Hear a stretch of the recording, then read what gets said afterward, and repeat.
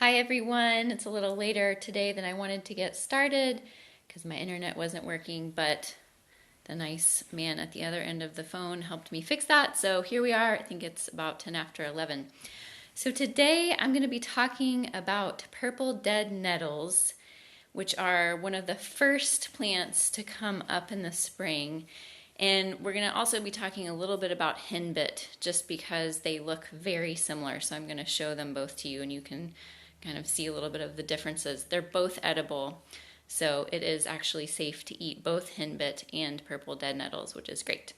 So, and also just to say, please do not ever harvest anything that you are not absolutely certain you know what it is. So I recommend getting a good guidebook to make sure you know. Don't use this as a guide for foraging things. So this is purple dead nettle. You've probably seen it in your yard. It often grows in fields. It's like these beautiful purple flowers. Hopefully you can see that okay. It is in the mint family. You can see it has a square stem.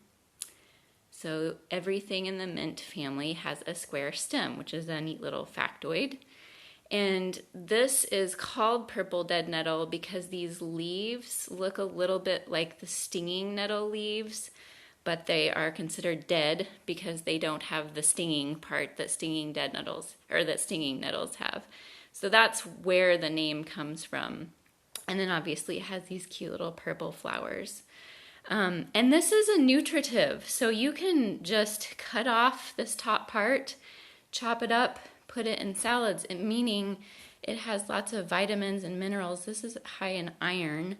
Has some vitamin K. It is also anti-inflammatory and it can help with allergies. So it's lovely how a lot of the plants that are helpful for allergies come along right before allergy season kicks in. It's a fun thing to notice.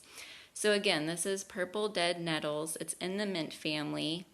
And this is one that I just like to chop off this first top bit, chop it up a little bit, put it in salads. I don't like to eat a lot of this because it's a little bit hairy and I just don't love the texture. But if you put it in some smoothies, you can put it in stir fries, you can make fritters, you can throw it in an omelet. That's a great way to get some extra nutrition because again, like I was mentioning in the last video, a lot of our foods these days don't have as many nutrients as they used to simply because our soils are depleted or we've selected out for them.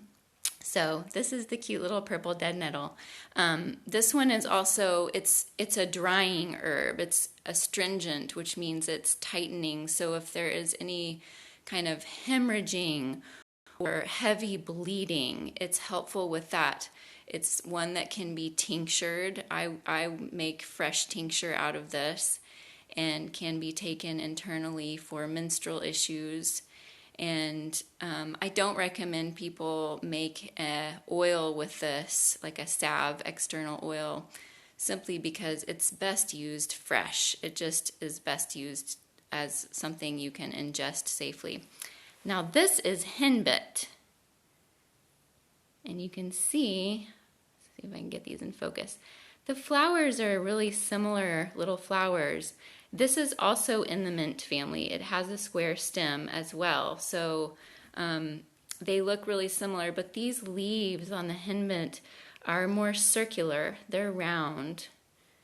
I'll hold these side by side. So when you see them side by side like this, you can really see the difference and the similarities. Again, the little purple flowers look similar, but this dead nettle has more of those nettle-shaped leaves. This henbit over here has more of the rounder leaves. They are both edible, so if you happen across either one of them, you could take a little nibble of either of them. That's just fine. Let me make sure there wasn't anything else I wanted to mention. This is also antimicrobial and antihistamine, so it's, again, something you can take for allergies. This is a great one to just chop up fresh. Just pick a handful of it, chop it up fresh, throw it in a little boiling water, let it steep, after your water has boiled for like 10 minutes, and just drink a cup or two of the tea throughout the day. Especially if you get really bad allergies in allergy season, then start drinking a few cups of these dead nettles a day. They grow so plentifully around here. I'm just going to show you this a little bit more. That's what it looks like. So again, chop it up, throw a little bit in your salad, mix it in with some other greens, or stir fry it so you don't get that hairy texture so much on your tongue. And let me know how it goes. If you have any questions about this, then ask questions in the comments. Purple dead nettle is the name, and this is the henbit one more time. All right, bye everyone.